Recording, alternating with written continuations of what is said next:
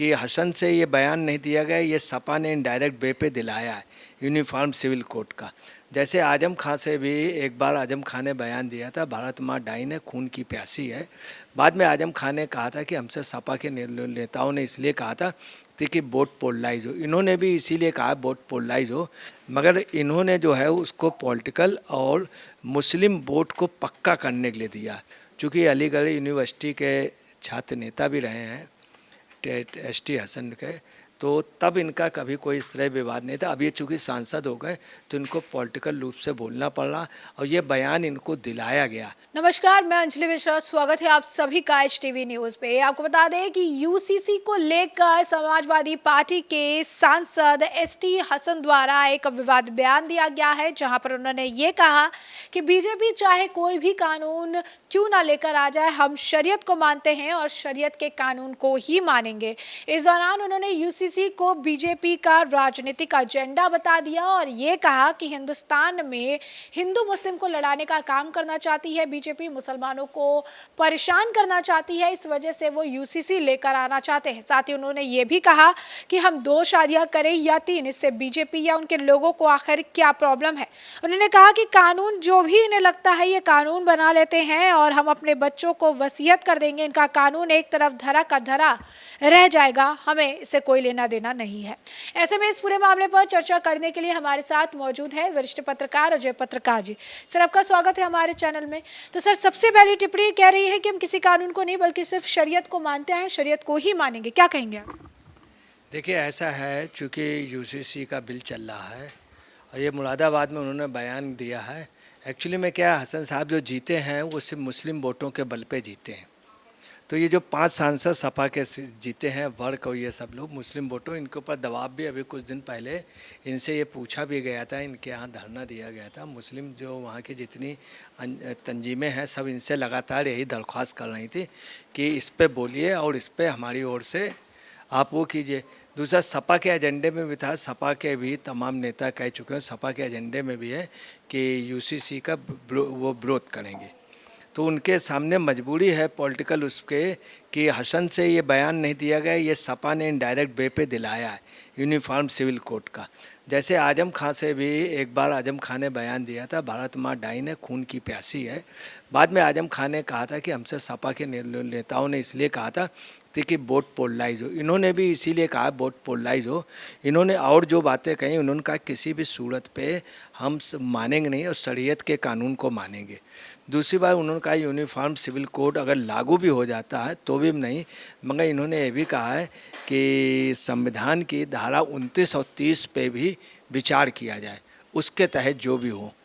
अच्छा, अब ये रहा कि आपको बताना है कि जो यूनिफॉर्म सिविल कोड है ये पार्लियामेंट में निश्चित तौर पे मूव होगा और पास होगा। अब ये निश्चित नहीं कहा जा सकता है कब होगा, मगर ये बीजेपी के एजेंडे में है। चूँकि इस बिल की इतनी बड़ी वैल्यू नहीं है जितनी धारा 370 की थी, वो बहुत ही इम्पॉसिबल था। राम मंदिर भी बहुत इम्पॉसिबल था, चूँकि संसद के हाथ में नहीं था, ना बीजेपी के हाथ में। सर, सवाल बड़ा ये है कि यूसीसी लेकर उन्हें आखिर क्या तकलीफ है? अगर यूसीसी लागू होता है तो उन्हें पर्टिकुलरली क्या प्रॉब्लम है?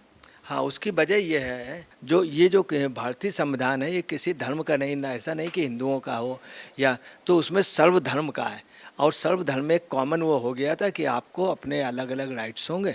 इसमें मुस्लिम एग्री था।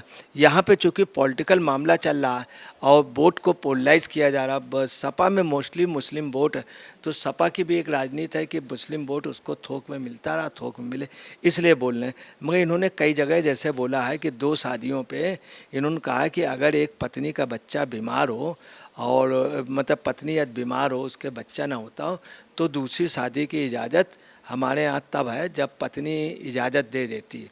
तो ये कोई बुरा नहीं, मगर इसमें ये भी है, ऐसा नहीं है कि कहीं कहीं पत्नी बीमार भी नहीं है तब भी उन्होंने 2 की जगह 3-4 कर ली, इस पे कुछ नहीं बोले। तो उन्होंने जो अपना तर्क दिया है वो तर्क उतना खरा नहीं उतर रहा है कि उन्होंने कहा कि बीमार हो पत्नी, जबकि ऐसा नहीं है कि तमाम जगह जो शादियाँ 3-3, 4-4 हुई उसमें पत्नी बीमार नहीं, पत्नी ठीक है, मैं उसकी एक एज हो गई, नई एज की लड़की ले आए, मैरिज कर ली। दूसरा, इन्होंने कहा है कि लिव इन रिलेशनशिप का, होमोसेक्सुअलिटी का जब इंडिया में वो हो गया तो इसको क्यों नहीं, तो ये बड़ा गलत कर रहे हैं। इस्लाम से होमोसेक्सुअलिटी या उसकी अगर तुलना कर रहे हैं को रिलेशन की, तो ये बिल्कुल गलत करना है। शायद इसमें एसटी हसन को भी ज्ञान नहीं है, ये कह के ये इस्लाम की खुद तौहीन करना है। 2-3 जगह इन्होंने तो इस्लाम एक और जो सवाल है वो ये है 370, जैसा कि आपने कहा कि एक बड़ा एक मोमेंट था, एक बड़ा फैसला था, तो ये अब ये भी कह रही हैं कि 370 हटाने से क्या लाभ मिला, किससे तो कुछ भी नहीं हुआ। 370 ने हटा दी, नौकरियां नहीं दी, सारी चीज़ें, यानी 370 हटाए जाने को लेकर भी ये सवाल कर रहे हैं। देखिए इसमें जो एसटी हसन का है, चूँकि उनकी एक लिमिटेड सोच है, वो एक निश्चित उसके एक सांसद हैं बन गए, और मुरादाबाद इन सब जगह से उन सब के बदौलत, चूँकि उन्होंने वहाँ पे काफ़ी वो किया है, और वो रियासतें भी मुस्लिम रियासतें नहीं, मुग़ल रियासत मेल नहीं है मुरादाबाद, ये दिल्ली, तो उनका इनको वसीयत में रियासत तो मिली नहीं, मगर जनमानस का सपोर्ट मिल गया, चूँकि वोट पोलराइज हुआ। तो रहा कश्मीर वाली बात में, तो कश्मीर वाले मामले में उनको भी ज़्यादा नॉलेज नहीं, कभी भी एसटी हसन का कश्मीर के उसमें ज़्यादा वो नहीं आया, नहीं वहाँ की बहस में रहे। यहाँ पे ये चूँकि सपा के एंगल से देख रहे हैं, पॉलिटिकल एंगल से, इसलिए चूँकि सपा 370 का विरोध कर रहे हैं, उनकी मजबूर इसलिए कर रहे हैं। दूसरी आपको बताना है कि इन्होंने ये भी बोला है कि मैं इस अगर ये उसको लागू भी कर देंगे तो हम लागू नहीं होंगे, किसी भी सूरत में नहीं होने दें। दूसरा उन्होंने कहा अगर हम शरीयत का करना है तो दूसरों को क्या दिक्कत, तो दूसरों को कोई दिक्कत नहीं। इंडिया में चूँकि काफ़ी मजहब हैं, सब एक दूसरे के कायदे कानून में, उसमें कोई नहीं। आपकी मैरिज का जो सिस्टम है आप अपने उसमें करिए, जो लिबास आप पहनिए जिस तरह का, मगर इन्होंने जो है उसको पॉलिटिकल और मुस्लिम वोट को पक्का करने के लिए दिया। चूँकि अलीगढ़ यूनिवर्सिटी के छात्र नेता भी रहे हैं एसटी हसन के, तो तब इनका कभी कोई इस तरह विवाद नहीं था। अब ये चूँकि सांसद हो गए तो इनको पॉलिटिकल रूप से बोलना पड़ रहा, और ये बयान इनको दिलाया गया। चूँकि ये अच्छा आपको ये भी बता दें कि ये बिल निश्चित तौर पे आएगा, और इतनी आसानी, सबसे बड़ी आपको दुखद बात बता दें, जो लोग विरोध कर रहे हैं, जब तलाक वाला बिल आया तो ताज्जुब की बात है कि लोकसभा में इतनी जल्दी बिल पास हुआ है कि पूछें। सभी विपक्ष ने दे दिया, कांग्रेस ने कर दिया, सब ने कर दिया। ताज्जुब ये है कि पूरा मतलब किसी ने विरोध नहीं किया, उसके 5 दिन बाद विरोध कर रहे हैं। तो उससे लगता है कि आप देखिए ये नेता लोग कितने, यही राज्यसभा में हुआ, उसके बाद सभी पार्टियों ने विरोध किया। तो ये चीज़ समझ के एक थोड़ा बाहर है कि पार्लियामेंट में जब बिल आएगा तो देखिएगा पास हो जाएगा दोनों तरफ। जब आम मुस्लिम नहीं तो ये सांसद सिर्फ वोटों की राजनीति के लिए करेंगे, क्योंकि ऐसा कई बार हुआ, कई ऐसे बिल आए हैं। अभी आपको बताना है, बड़ी ताज्जुब की बात है, राहुल गांधी वाला प्रकरण चल रहा था और जो कश्मीर का बिल वहाँ पास हो गया, कोई किसी आदमी ने विरोध नहीं किया। और कई जगह इन्होंने एक चीज़ और बोली कि हर जो मुस्लिम है वो कुरान पाक को मानता है, और उसको मानता तो हर मुस्लिम मानता है, तो बोले जो नहीं माने वो और कहीं जा कर के रहे। ये चीज़ भी इन्होंने बड़ी गलत बोली, वो और कहीं जा कर के रहे। तो ये इनको कहने का अधिकार नहीं कि हिंदुस्तान से कोई जाके बाहर रहे। फिर ये कौन होते हैं? तो कुल मिलाकर के इनका अगर आप देखिए तो इनके बयान खुद ही कई जगह ऐसे हो गए कि शायद इनको मुस्लिम जमात ही इनके बयानों पे एक तरफ खुश भी होगी, दूसरी तरफ इनको डांट भी लगाएगी।